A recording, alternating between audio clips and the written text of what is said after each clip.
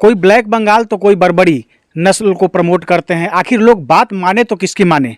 और कहीं ना कहीं आज लोग जो बकरी पालन में जिनको अपेक्षित सफलता नहीं मिल पा रही, उसमें एक कारण ये भी है कि सही तरीके से जो है, अगर बात करें सही तरीके से जानकारी देने की, तो ना तो जो अनुभवी बकरी पालक हैं, या अगर बात करें तो कुछ जो हमारे YouTube के चैनल वाले लोग हैं, तो सही तरीके से सही जानकारी लोगों तक नहीं पहुंचा पाते हैं। और यही कारण है कि आज जो भोले भाले किसान हैं, बकरी पालन में उनको असफलता का मुंह देखना पड़ रहा है। नमस्कार दोस्तों, मैं हूं आशुतोष और आपके अपने चैनल स्टेलर फार्मिंग पे आपका स्वागत है। दोस्तों, आज की वीडियो बकरी पालन से संबंधित रहने वाली है। और कुछ दिन पहले नवाज जी का वीडियो मैंने डाला था और उसमें कहा था कि कुछ ऐसे रियल टाइम फार्मर हैं जो लगभग 5 वर्षों 6 वर्षों से बकरी पालन का काम कर रहे हैं। और जब मैं कुछ ज़्यादा उधेड़-बुन मार्केट में देखता हूं तो ऐसे लोगों के पास पहुंचता हूं। और उस समय भी मैंने कहा था कि एक नवाज जी हैं और एक और हैं हमारे किसान, तो आज उन्हीं के पास पहुंच गया हूं। जी हाँ दोस्तों, तिवारी जी के पास पहुंचा हूं और मंझे हुए खिलाड़ी हैं।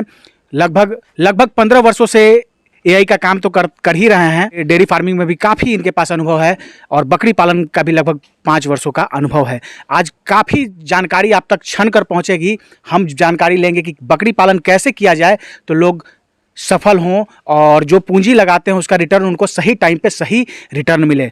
तो आइए दोस्तों, देर न करते हुए वीडियो शुरू करते हैं। वीडियो शुरू करने से पहले एक रिक्वेस्ट है कि अगर वीडियो पसंद आए तो एक लाइक जरूर करिएगा, चैनल पे नए तो सब्सक्राइब कीजिएगा।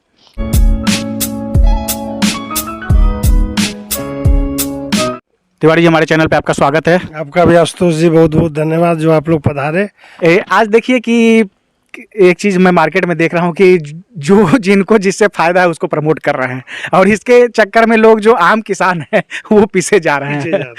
बेचारा भोला भाला किसान जो है वो अगर कहीं से उसका कुछ नहीं हो पाया तो सोचता है कि चलो बकरी पाल लेते हैं, और यहाँ भी आने के बाद उनको डैमेज हो रहा है। तो सबसे पहला सवाल कि बकरी पालन अगर करें तो कैसे करें ताकि उनको फेलुअर का सामना, असफलता उनको ना देखना पड़े, ये बताइए। देखिए सर, बकरी पालन बहुत अच्छा बिजनेस है और इसमें रिटर्निंग भी बहुत अच्छा है।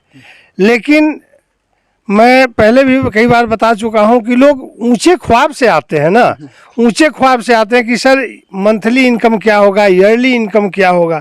अरे भैया, पहले आप अपने आप से सीखिए, चलना सीखिए, तब तो दौड़िएगा।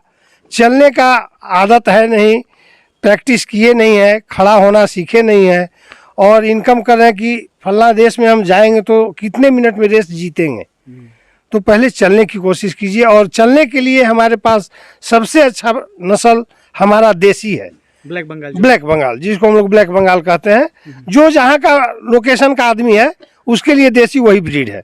राजस्थान वाले के लिए सिरोही है, गुजरी है, तो हमारे लिए ब्लैक बंगाल है, यूपी के लिए बर्बरी है।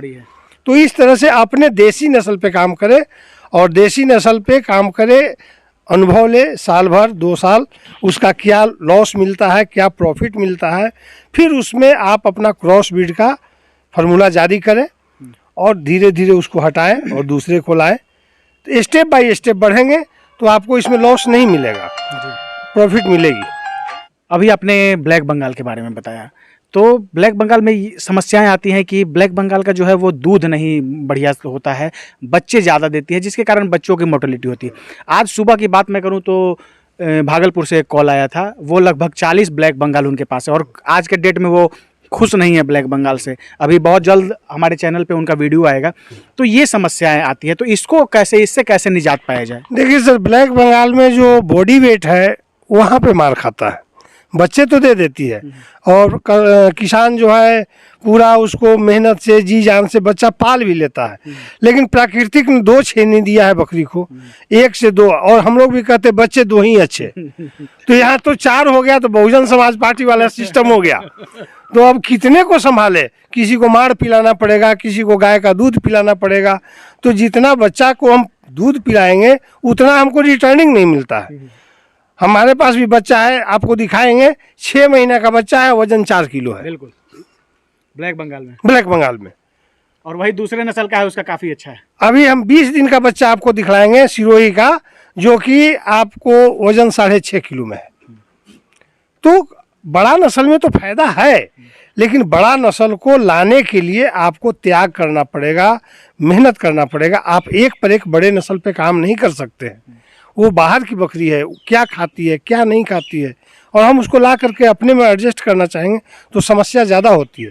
इसलिए पहले आप अपने बकरियों पे अनुभव करें, क्रॉस ब्रीड को लाए, क्रॉस ब्रीड से फिर उसको पीओटी की तरफ जाए, और फिर आप जब सफलता हासिल कर ले, पहले साल में आपका, हम भी जब शुरुआत किए थे तो पहले साल में मेरा 10 बच्चा का मोर्टलिटी हुआ था, दूसरा साल जमीन हुआ तो 7 बच्चा का मोर्टलिटी हुआ, और आज तीसरा साल होता है तो हमारा जो है 3-4 बच्चा का मोर्टलिटी हुआ, और अब जो है सो कि हम मोर्टलिटी से दूर जा रहे हैं धीरे धीरे।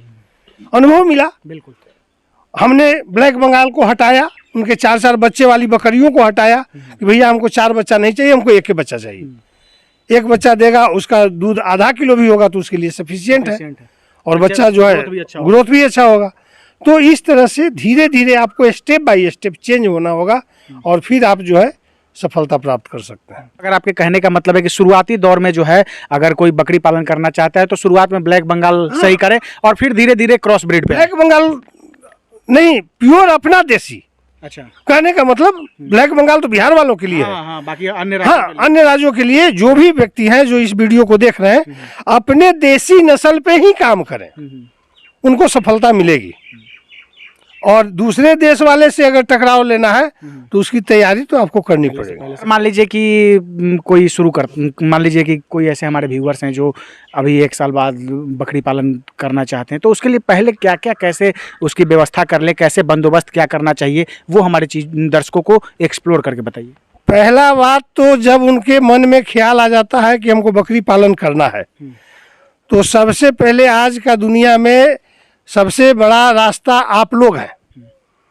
वैसे वीडियो को देखें जो हकीकत वीडियो बना करके आप लोग जो डाल रहे हैं, उनका वीडियो देखें, समझें, और समझने के बाद एक बार कुछ पैसा खर्च करें टूर में, बिल्कुल, फार्म टू फार्म जाके विजिट करें। तिवारी जी कैसे रखे हैं, तो क्या बोलते हैं, नवनीत जी कैसे रखे हैं, तो दूसरा आदमी कैसे रखा है, इस तरह से उसका विजिट करें और उस व्यवस्था को देखें। अपने माइंड में सारे विजिट का निचोड़ निकालें कि हमको कम खर्च में चलना है तो कम से कम में हम कैसा व्यवस्था करें। उसके बाद वो निश्चय करें कि हमारा मार्केटिंग किस बकरी का है जो आसानी से बिक जाए, क्योंकि आप बड़े ब्रीड पे काम करेंगे आपको कोई पहचानेगा नहीं। ऐसे ऐसे किसान मेरे पास हैं बगल में जो बड़े ब्रीड से काम कर रहे हैं, उनके पास आज 5 खस्सी है जो कि 4-4 दांत का हो गया, बिका नहीं है, वजन 40 किलो से ऊपर जा रहा है, 50 किलो के आसपास में। अब सोचिए कि वो 5 खस्सी के फेर में 2 साल से उस पर कितना उनका खर्च जा रहा होगा, खिलाने में खर्च आ रहा होगा। अब वो कह रहे हैं कि तिवारी सर कैसे बेचवा दीजिए, तो ऐसी समस्या भी आ जाएगी। यहीं पे एक मसौड़ा में किसान थे हमारे जिनका 9 खस्सी था, बिका ही नहीं। अंत में एक समझिए कि ढा दिए, 3-4 लाख का माल 2 लाख में बेच करके पीछा छोड़ाए। तो पहले आप अपना मार्केट को समझिए, मार्केट कैसे बनेगा। लोग हमारे यहाँ देहात में क्या है, बिहार में होली में बकरा चाहिए, कैसा बच्चा चाहिए, तो जी 6-7 किलो मीट निकल जाए, 5 किलो मीट निकल जाए, तो उसके लिए हमको ब्लैक बंगाल से काम करें, ताकि होली में 10 को बेच दिए तो 5,000 आ गया, 10,000 आ गया। उसके बाद सावन के पूजाई में लोग बलि देने के लिए मांगता है, उसका बच्चा निकाले। तो पहले आप इनकमिंग तो करें, पहले छोटा छोटा रकम जोड़े पहले, उसके बाद फिर बड़े ब्रीड पे जाइए, कुर्बानी का तैयार कीजिए। आप क्या तैयार करेंगे, एक तो मार्केट में 1 से 1 2-2 लाख का बकरा खड़ा होता है, तो 2 लाख का बकरा खड़ा करने वाला कोई उसको हनुमान जी का जड़ी संजीवनी बूटी तो नहीं पिलाया होगा, उसने तो मेहनत किया है ना, तजुर्बा हासिल किया है, तब जाके उसको डोज दिया है, पर डे उसको 50 रुपया खर्च करता है, तब जाके 2 लाख का बकरा तैयार करता है। तो आपको उस मुकाम पे पहुंचने के लिए समय लगेगा। आज बकरी पालन कर रहे हैं, कल सोच रहे हैं कि पटना का जो मंडी होगा बकरी बाजार का, उसमें सबसे टॉप मेरा ही बकरा होगा, तो नहीं होगा, उसमें अनुभव पहले करना पड़ेगा। अब बात आती है कि मान लीजिए कि कोई अपने देसी नस्ल से शुरुआत करता है, सब तो बिहार के परिप्रेक्ष्य में पूछे तो ब्रीडर किसका इस्तेमाल करें? ब्रीडर सर बर्बरी को इस्तेमाल करें, या फिर क्रॉस ब्रीड का कोई बकरा हो जो हमारे ब्लैक बंगाल से हाइट अच्छा हो, और उसको इस्तेमाल करें। हम बता रहे थे क्रॉस ब्रीड का बकरा हो, उससे आप जनरेशन को चेंज करें, उसके बाद फिर आपको बड़े नस्ल में जाना है तो बड़ा नस्ल को लाएं। इस तरह से स्टेप बाय स्टेप आप उसको चेंज करें। और इन ब्रीडिंग से बचने के लिए आपको बकरा को साल 1.5 साल के बाद एक दूसरे से चेंज करें। अभी जैसे क्रॉस ब्रीड की बात आपने की, तो क्रॉस ब्रीड में ऐसा लोग कहते हैं, कमेंट आता है कि क्रॉस ब्रीड का जो बकरा होता है वो ब्रीडर जो होता है वो अग्रेसिव नहीं होता है। नहीं सर, ये गलत है। अभी कुछ दिन पहले आपने इससे पहले वीडियो बनाया होगा, एक मेरे पास व्हाइट कलर का बकरा था जिसमें चित्ता चित्ता दाग था। अभी वो पूर्णिया में है, एक हमारे खान साहब के पास। वो ब्रीडर आए थे और वो पसंद किए, जबकि उनका पहला पसंद ये था। ये ब्रीडर देखिए, ये भी क्रॉस ब्रीड का ब्रीडर है और बहुत एग्रेसिव है। तो एग्रेसिव क्यों नहीं होगा? जब बकरी हीट में आएगी तो एग्रेसिव होगा। नहीं होता है तो उसका तरीका है, थोड़ा उसको बांध के रखिए, देखिए कैसे एग्रेसिव नहीं होता है। एक चीज़ और, आपके पास एक लंबा अनुभव है, तो जैसे लोग कहते हैं कि बकरियों के लिए अलग खुराक लोगों का रहता है और ब्रीडर का जो है वो अलग खुराक रहता है, क्या ये सही है? सही है तो अगर आपको करते हैं तो वो चीज़ों को बताइए। देखिए सर, ये बकरी है, सब सामूहिक रूप से खाती है। तो ब्रीडर अगर आपके पास संख्या में या 20 बकरी पे एक ब्रीडर आप रखे हैं, तो उसके इम्यूनिटी पावर को बरकरार रखने के लिए कुछ स्पेशल डाइट उसको चाहिए। कभी कभी ऐसा होता है कि बकरी का सीजन आता है तो 6-7 बकरी एक ही दिन में लगातार 1-2 दिन के अंदर में अंतराल में वो हीट में आ जाती है, तो उसको 10 को क्रॉस करना है। उस समय अगर उसको स्पेशल डाइट आप नहीं देते हैं तो आपका जो है ब्रीडर थक जाएगा, उसका जो है हार्मोनल सिस्टम कम हो सकता है। तो वैसे सीजन जब आए तो उस सीजन से पहले 10 दिन 15 दिन पहले आपको पता है कि इस सीजन में मेरा बकरी गर्म होने वाली है, तो उससे पहले आप अपने बकरे को 10 दिन पहले मेंटेन कर दें। क्या डाइट क्या होना चाहिए लगभग ये बताइए। जो आप हरा चारा दाना वगैरह जो दे रहे हैं सब तो सामूहिक तौर से खा रहा है। अगर आप अलग उसको खिलाते हैं तो 2 मुट्ठी अनाज बेसी कर दे, और नहीं तो हमारे तरह खुल्लम खुला रखते हैं, जैसे कि लोग ब्रीडर को बांध के रखते हैं। और मेरे पास आप देख रहे हो ब्रीडर सब खुला हुआ है, मैनुअली तौर पे कोई बंदाबंदी नहीं है। तो ऐसे लोगों का क्या करते हैं, हम मल्टी स्टार का इस्तेमाल करते हैं या इंटा वीटा NH हो गया, तो उस तरह का टॉनिक जो है 5 से 10 ml जितना ये एडजस्ट कर सके वजन के अनुकूल। कोई बकरा 10 ml एडजस्ट करता है तो 10 ml दीजिए, उसको 10 दिन 20 दिन दे करके और स्ट्रॉन्ग बना के रखिए। अभी जैसे अभी हम गए थे मसौढ़ी में, राकेश है तो आपके बारे में बता रहा था कि आप AI उसके बकरी को जो है की है, तो पहले तो आप गायों को करते थे, अब बकरियों को कर रहे हैं, तो क्या कैसे है वो चीज़ों को एक्सप्लोर करके हमारे दर्शकों को बताइए। देखिए सर, बकरी में भी AI का सिस्टम अब चालू हो गया है, बाहर से अच्छे अच्छे नस्ल आ रहे हैं। अभी देखिए एक अफ्रीकन बोर भी आया है, हमारे मार्केट में आ चुका है। तो अभी वो जो है उसका बॉडी वेट बहुत बढ़िया है, 1 साल का बच्चा लगभग 100 kg का कवर कर रहा है। और हम जो भी बकरी का उत्पादन कर रहे हैं, बिजनेस कर रहे हैं, इसका लास्ट जो स्टेज है वो मटन है। बिल्कुल, लास्ट स्टेज इसका मटन है, अल्टीमेट पर्पस जो है मीट है। तो मीट के लिए ही हम इसका उपयोग करते हैं। तो मीट हमको जितना कम समय में ज़्यादा तैयार हो जाए वो अच्छा है। बिल्कुल। तो ब्लैक बंगाल को हम साल भर तैयार करते हैं तो 22 से 25 किलो पे जाता है, 1-1.5 साल का खस्सी। अगर उसी को हम अगर बर्बरी नस्ल पे काम करते हैं तो 30 से 35 पे जाता है। अगर हम सिरोही पे काम करते हैं तो 50 से ऊपर चला जाता है।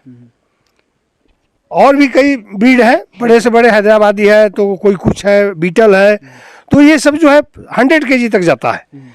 बोर है वो साले भर में 100 हो जा रहा है, तो हम क्यों ना उस ब्रीड को लाए। तो इतना ना कॉस्टली ब्रीडर पड़ रहा है कि उसको छोटा मोटा किसान उसको नहीं कर पाता है। नहीं कर पा रहा है। हाँ, तो वहाँ पे ये कृत्रिम गर्भाधान जो बकरियों में है इसका आप सहारा ले।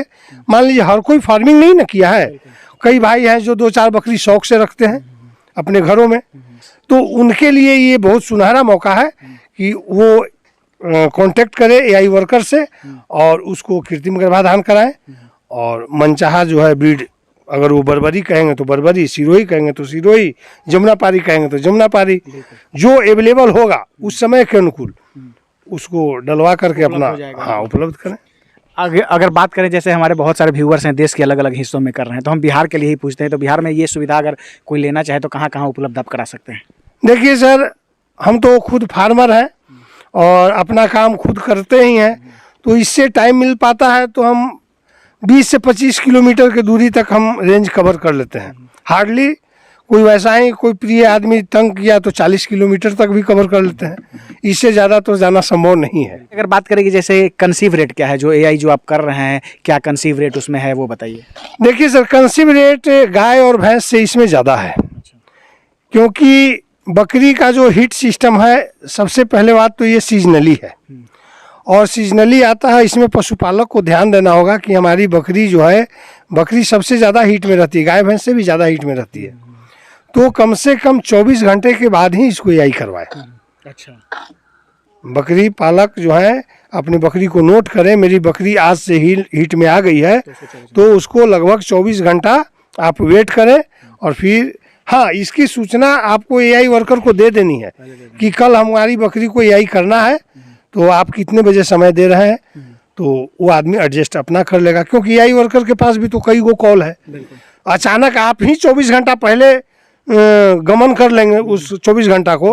अटेंडम फ़ोन करते हैं कि सर मेरी बकरी कल से गर्म है, आज आकर के एआई वर्कर एआई कर दीजिए, तो बेचारे के पास संभव नहीं है। संभव नहीं है, हर आदमी का अपना अपना शेड्यूल होता है। हाँ, शेड्यूल होता है, तो उसकी जानकारी एआई वर्कर को पहले दे कि मेरी बकरी आज से हीट में हो गई है सर, कल हमको एआई करना है, आप कितने बजे टाइम देते हैं, तो उसके अनुकूल आदमी टाइम निकाल करके एडजस्ट कर लेता है। मेरा आखिरी सवाल है सर, जैसे खिलाने के बारे में बात जब आती है तो बहुत माथापच्ची होता है, बहुत सारे लोग ऐसे कमेंट करते हैं, कोई कहते हैं इतना खर्च होता है, कोई कहते हैं कि सबसे ज़्यादा जो है कॉस्टिंग अगर गिरता है बकरी पालन में तो फीडिंग कॉस्ट सबसे ज़्यादा पड़ रहा है, तो उसकी कैसे व्यवस्था हो ताकि जो है सुलभता से लोग काम कर सकें। देखिए सर, बकरी पालन को अगर आप कम से कम खर्च में निभाना चाहते हैं तो हरा चारा का व्यवस्था आपको मस्ट है। एक टाइम हरा चारा पे रखें और एक टाइम जो है दलहनी भूसा रखें। ये दोनों प्रोटीन युक्त भोजन है, हरा चारा भी प्रोटीन से भरपूर है और दलहनी भी प्रोटीन से भरपूर है, तो इसमें आपका जो अनाज का खर्च आएगा बिल्कुल न के बराबर आएगा। छिलका वगैरह से काम चल जाएगा, चना का छिलका है, गेहूं का छिलका जिसको चोकर वगैरह कहते हैं, उससे काम चल जाता है। लेकिन जब आप फुली स्टॉल फीड पे रखते हैं, हरा चारा का उत्पादन आपके यहाँ कम है, तब तो कॉस्ट गिरेगा, क्योंकि इसको दरा भी देना है, डट्टा भी देना है, मकई का दाना भी देना है, तो इसमें खर्च ज़्यादा गिरेगा। बहुत बहुत धन्यवाद सर, आपने बेहतरीन जानकारी दी और अपना समय निकाला इसके लिए। धन्यवाद सर आशुतोष जी, आप लोग मिलते रहें और कारवां ऐसे चलते रहे और लोगों का कल्याण हो, यही हमारा मकसद है। जी बिल्कुल। दोस्तों, ये थे तिवारी जी, बिल्कुल सटीक जानकारी आप सभी को दिए। फिर भी हो सकता है हमारे से कोई प्रश्न पूछने से रह गया या आपके अंदर कोई डाउट है तो कमेंट कीजिए।